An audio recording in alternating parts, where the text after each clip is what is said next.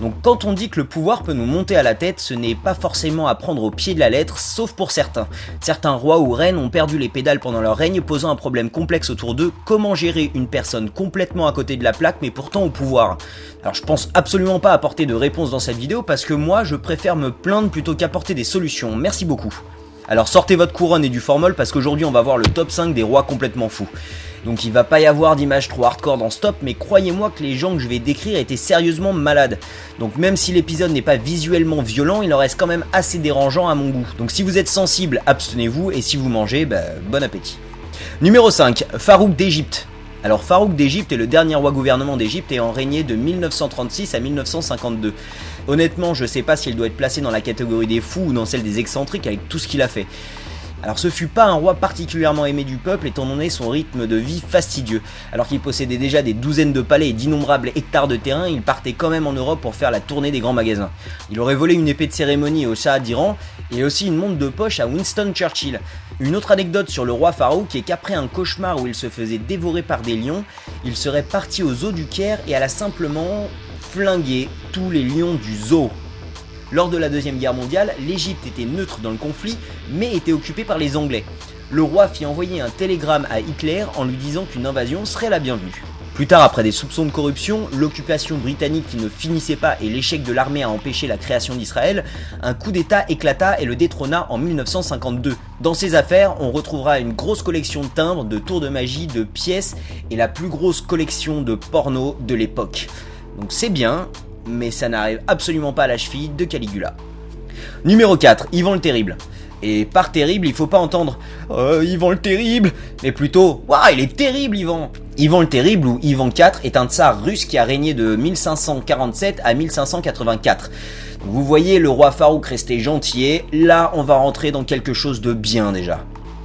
Alors je vous pose le contexte. Les parents d'Ivan meurent quand il est encore très jeune de causes douteuses et il fut livré à lui-même dans son propre château et personne ne prenait soin de lui pendant des années.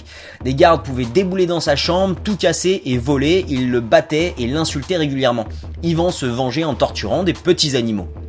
Ivan finit par se faire pousser une petite paire de couilles et fait capturer un des membres les plus importants du gouvernement et balança sa tête à une meute de chiens. Ivan a alors 13 ans. Encore jeune, Ivan était déjà alcoolique et se baladait dans les rues de Moscou avec ses amis en tuant et violant des femmes. Il disposait de femmes violées en les pendant, les enterrant vivantes, les étranglant ou en les jetant aux ours. Une anecdote qui arriva plus tard dans sa vie, Ivan s'énerva contre la femme enceinte de son fils et finit par la battre, ce qui en résulta en une fausse couche. Son fils en fut très bouleversé, on imagine, et continua longtemps à accuser l'acte violent de son père. Jusqu'au jour où Ivan en eut marre et le tua en lui éclatant la tête à coups de bâton, chose qu'il regretta énormément par la suite par contre. Ivan a été aussi connu parce qu'il passait sa vie à s'excuser publiquement de ses actes immoraux pour en refaire des pires juste ensuite. Donc oui, il est violent, mais pas autant que Caligula. Numéro 3, l'empereur Justin II. L'empereur Justin II est un empereur byzantin qui a régné de 565 à 578 après JC. Mis à part son état mental, il est connu pour avoir perdu la plupart des terres conquises par son prédécesseur. Ce pauvre mec n'était qu'une succession d'échecs. Il échoue à rallier les monothéistes et les orthodoxes, il échoue à garder la paix conclue entre les Perses et son prédécesseur, et ça en résulte en une guerre qu'il perd aussi. Et il perd aussi la majorité de ses terres en Italie. Bref, vous la sentez la grosse frustration là ? Tout bascule lors de la prise de Dara par les Perses, sa meilleure forteresse en Mésopotamie. Quelque chose fait clic dans sa tête et bon, en gros, il fallait plus lui demander grand chose.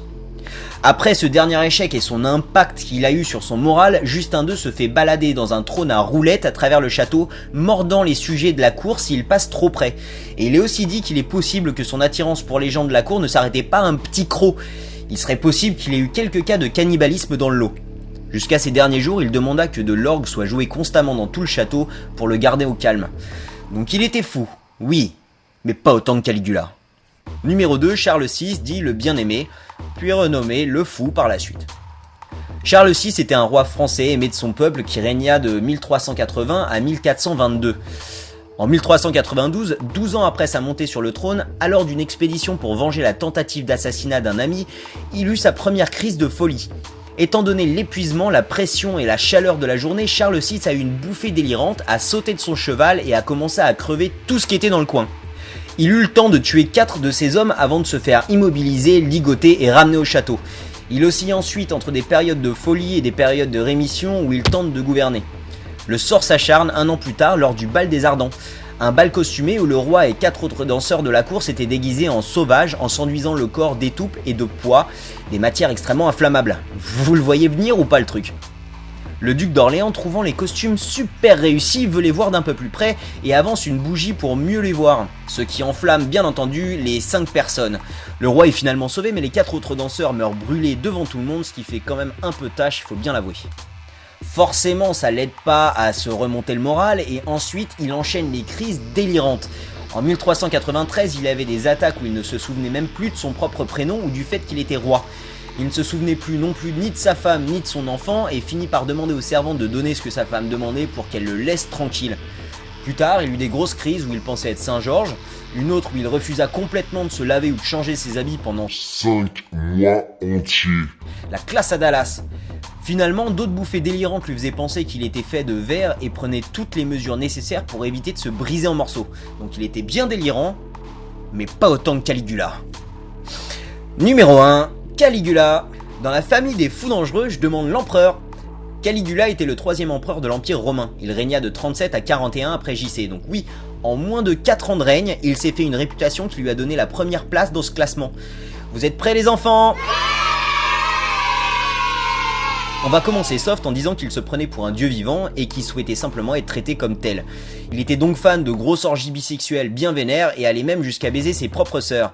Sa sœur préférée finit par tomber enceinte et il décida donc de la tuer pour empêcher la naissance de l'enfant.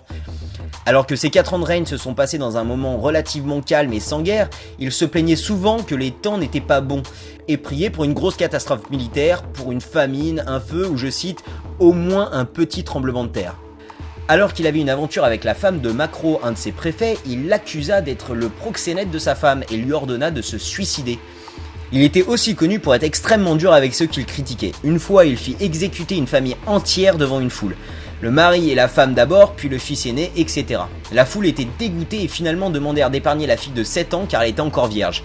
Caligula, pour régler le problème, demanda alors au bourreau de la violer avant de l'exécuter. Il était créatif l'empereur.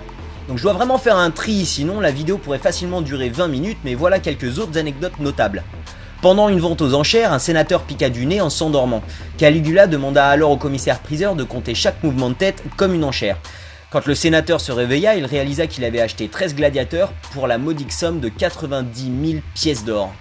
Caligula était aussi dégarni malgré son jeune âge et il le vivait assez mal. Quand il passait dans la rue, personne ne devait être au-dessus de lui sous peine de mort.